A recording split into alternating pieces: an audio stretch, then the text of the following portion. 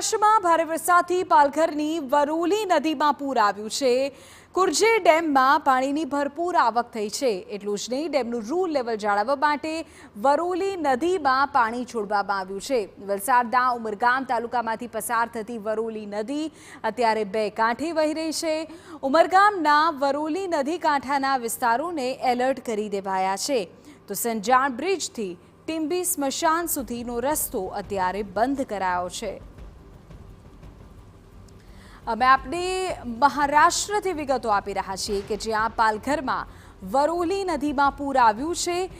ડેમમાં પણ પાણીની ભરપૂર આવક છે, તેનું રૂલ લેવલ જાળવવા માટે વરોલી નદીમાં પાણી છોડવામાં આવ્યું છે। વલસાડના ઉમરગામ તાલુકામાંથી પસાર થતી વરોલી નદી અત્યારે બે કાંઠે છે। આપણે કહી દઈએ કે અહીંના ઉમરગામમાં પણ કાંઠા વિસ્તારમાં એલર્ટ કરાયું છે। સંજાણ બ્રિજથી ટીમ્બી સ્મશાન સુધીનો રસ્તો પણ બંધ થયો છે।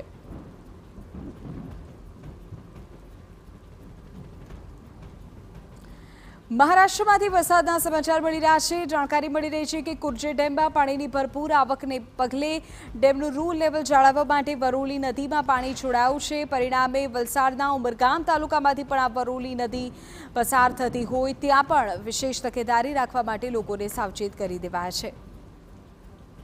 પૂરી જાણકારી પર સંવાદદાતા અક્ષય કદમ આપી રહ્યા છે। અક્ષય, વલસાડ ઉમરગામમાં શું સ્થિતિ સર્જાઈ છે ત્યારે?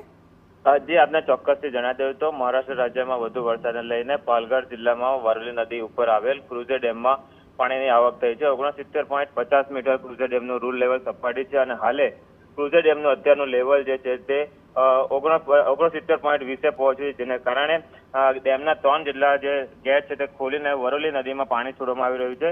ખાસ કરીને જો વાત કરીએ તો મોડી બપોરથી જે મહારાષ્ટ્ર સહિતના ઉમરગામના જે વિસ્તારોમાં વરસાદી માહોલ જામ્યો હતો, જેના કારણે કેટલાક નીચાણવાળા વિસ્તારોમાં પણ વરસાદી પાણી ભરાયા છે। જીવીતી ઓકે અક્ષય, આભાર જાણકારી બદલ। તો નીચાણવાળા વિસ્તારોમાં વરસાદી પાણીનો ભરાવો થઈ ગયો છે।